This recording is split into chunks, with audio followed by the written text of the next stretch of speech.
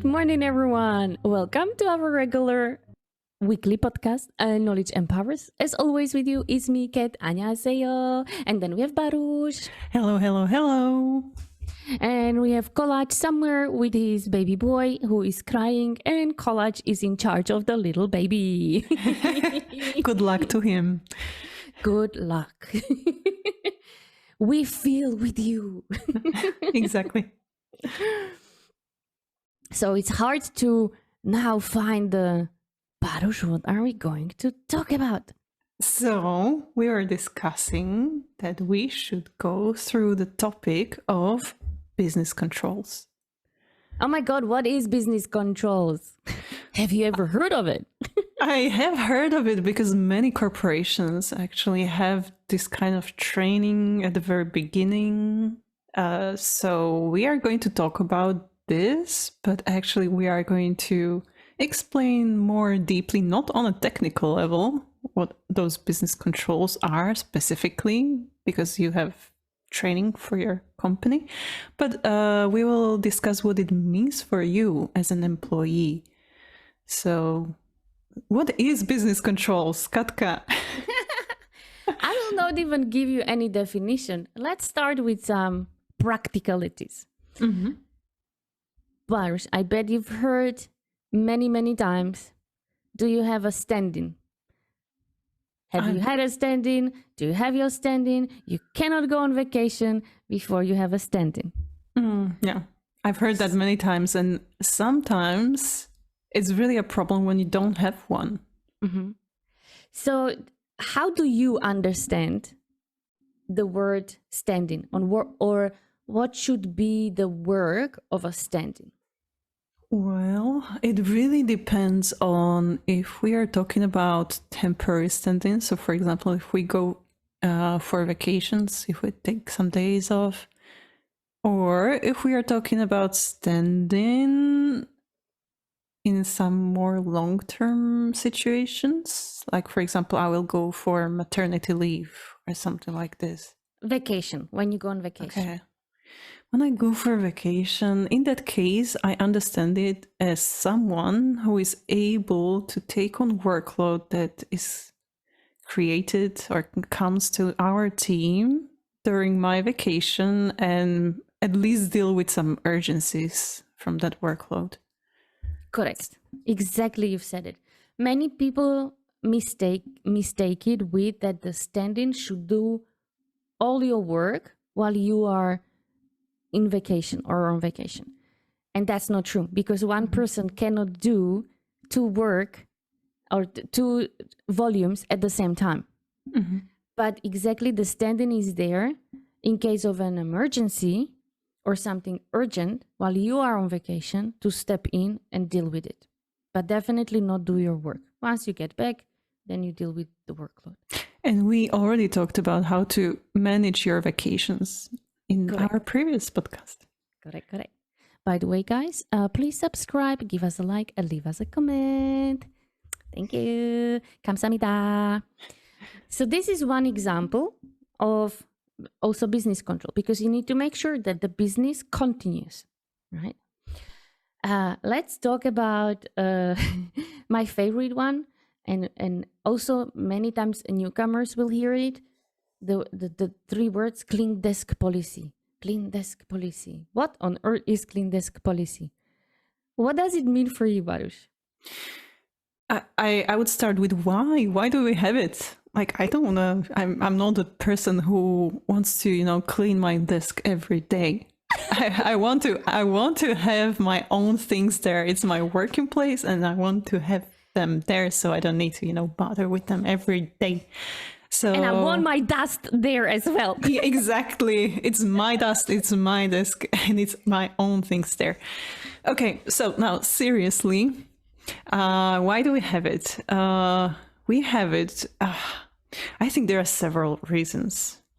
One reason I see from company's perspective that everybody should be able to sit theoretically at any desk, by any desk that is in the office. Why is that important?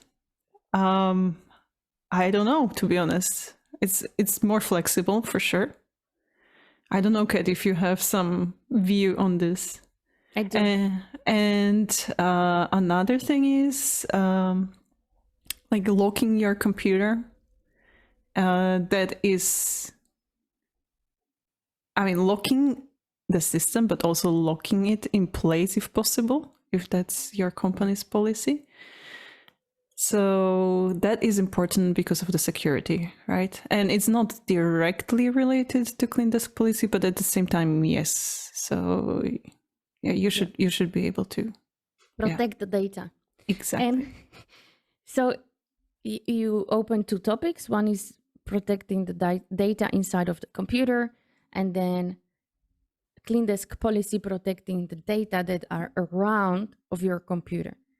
So working, for example, with organizational structures that you might have them printed out, and those data might be very interesting for a competitor because suddenly they see, oh, there is maybe a director, manager, or a very specific subject matter expert, and they might headhunt that person because they know they are competent, right?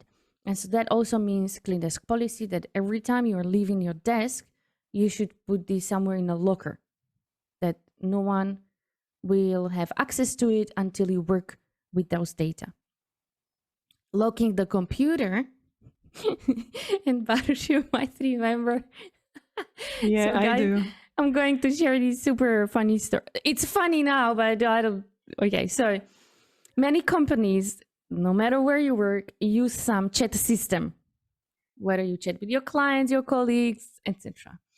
And one of our colleagues, and it's very way back when we were very young, he went on the toilet and he didn't lock his computer. And so the colleagues next to it literally took everyone in the chat and sent them a message, I like boobs. And one of the clients was a female from UK, replied to him, nice to know it. And next message was, I bet you didn't lock your computer. So thankfully, she took it also as a fun, but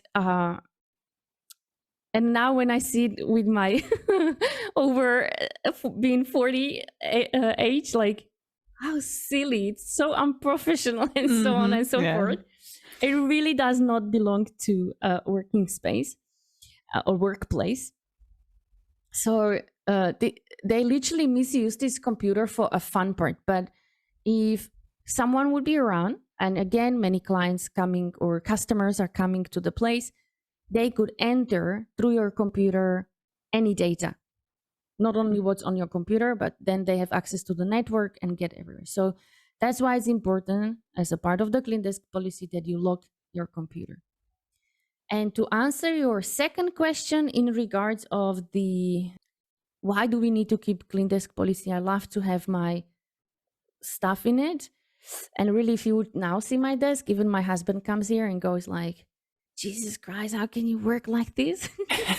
It's my organized chaos. Companies are trying to save money wherever it is possible. And companies pay really lots of money on renting the premises, electricity, having a chair, having a desk. And the worst case scenario is if the desk is not used, because then you are literally throwing the money out of the window. And so the Clean Desk policy also means that you make that table available really when you are not coming to the office, can be used by someone else.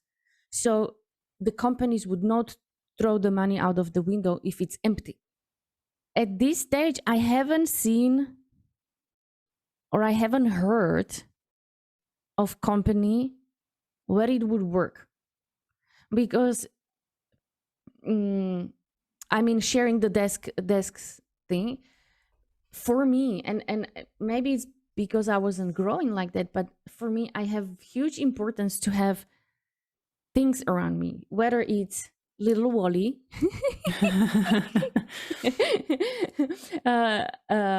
or a photo from some event or just something. I just need to have that set up, right?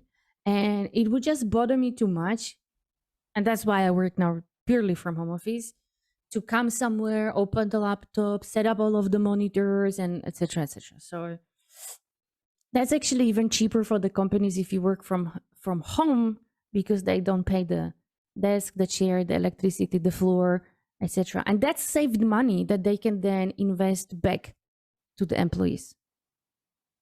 So that's why. And now let's move to other super nice words. Have you heard of disaster plan? Oh, yeah. But that one is a little bit more advanced. And maybe some people don't know how it is connected to them. I know we go through fire drills, right? And at the beginning, we also go through this work safety training. So I assume it is connected to disaster plan, but probably it's a very small part of it. Let's start with this recent topic. And many people have cars. And maybe you were one of them that just ordered a car. And instead of having the car in, let's say, 2 or 3 months, the seller told you will need to wait 1 year. And you were like, what do you mean to wait for a car 1 year? Well, there are no chips available. And that's when you realize that globalization is a nice to have, but suddenly you realize that we only have a one factory in the entire world that is building the chips. It's like chips, crisps. And then COVID happened and they sent everyone home, which created a delay. And then there were floods and that created further delays. And then they were not able to fulfill all the demands that came from all around the world. And so that's how many companies were affected by one cause. There were not enough chips for computers. There were not enough chips for the cars, for fridge, we have now chip literally in everything. So what would be a disaster plan role in all of this? And we had one nice one, and me and Baruch and Kolas, we were part of a global team. We are still now part of a global team in a different company, but back then, where we were building websites and software, and exactly the same type of team. We had one in Slovakia, we had one in Brazil, we had one in Dalian, China, which meant that our primary focus were our region. But in case of a disaster plan, if there would be an earthquake, if there would be floods, if there would be right now COVID, and it would literally put people away for a certain period of time, the other teams around the world who have exactly the same skills as you, who have access to the same tools as you, are capable to take care of the business while you fix whatever needs to be fixed. So if we realize there is just one factory, and I understand that the companies around the world went to that company because it's maybe the cheapest one, but now when a huge disaster happened, having just one factory that can provide the chips had a huge effect. And I haven't seen, of course, any results, but I don't even know if they will share. But I bet now that just picking one factory that was, let's say, maybe the cheapest, creating the chips, actually costed them way more money, because all of these companies were now not able to fulfill the customer demand. And suddenly the customers now had to wait like 1 year that you are not able to buy a car. And that's a little bit the sad part of being in a consumer world, because we got used to that we have access to things very fast.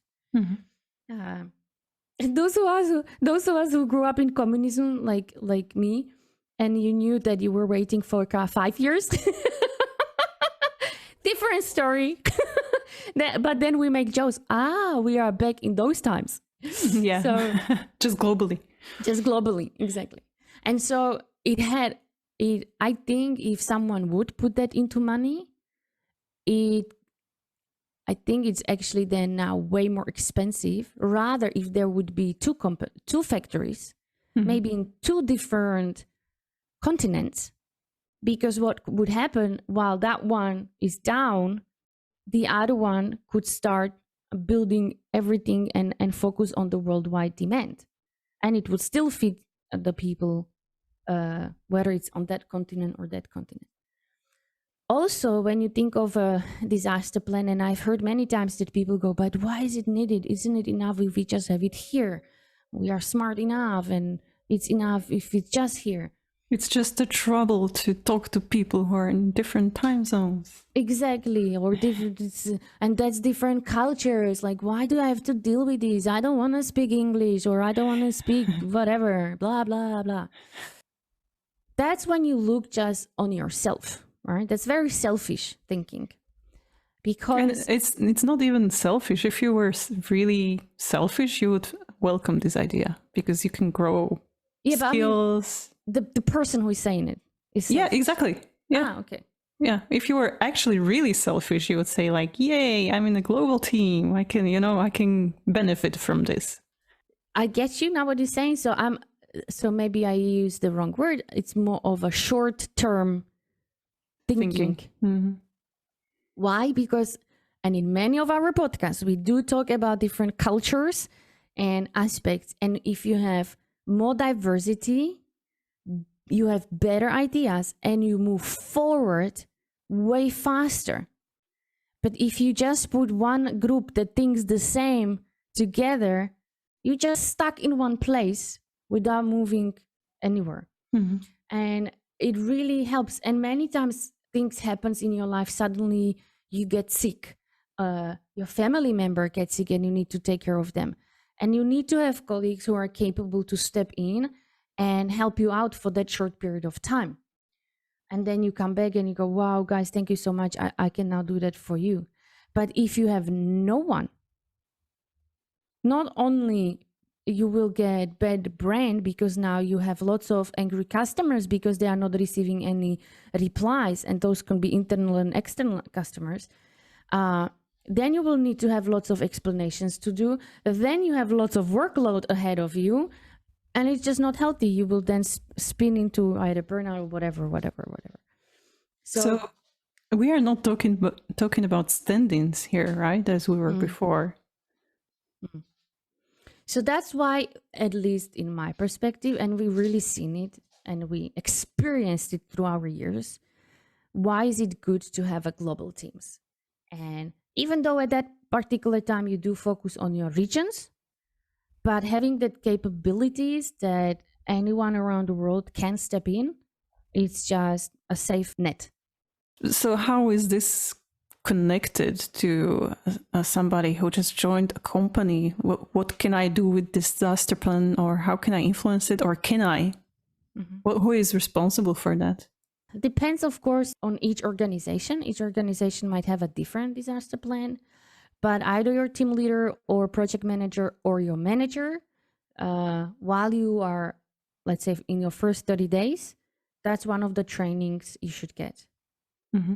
Whether it's like a fire drill training, work safety training, and or process training, how do we work? It should be part of it, so you are aware, as well as why you suddenly have colleagues in Brazil and you collaborate with them. Mm-hmm. Well, exactly, that's why.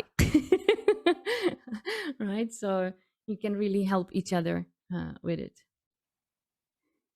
And then we have the last part, which is called the SOD, as a part of a business control. Baruch, what is SOD? Separation of duties. Very simple example. You are, for example, a programmer and you develop, let's say, a website. And of course, normally I would go, I'll go and publish it. And then suddenly you find, I don't know, mistakes, different pixels, different type of fonts, different banner, blah, blah. Links are not leading to where they should be. This is a favorite broken one. link. Yeah, broken links. And then as a customer, why is this link not working? So for that, you need a tester, right? or quality assurance or someone who looks in it for you, and you need a different, fresh set of eyes. And definitely the tester shouldn't be the same person who developed it, because you really need those fresh eyes that the person will see it. And that's another part of the business control, are the separation of duties that you want to, we see it also with journalists, when you read books, when you read articles, that there is another role who needs to reread it to make sure that everything goes out correctly. Because you don't want to hurt your own brand. And so that's why those separation of duties are very important as well. Mm-hmm. And we are talking about building your brand in one of our previous podcasts. Correct. And with that, we're gonna say 수고하셨습니다. Bye-bye. This podcast represents our own opinions, experience, and our own ideas. We do not represent any official statement from our employers, and this is not their official channel representing the company.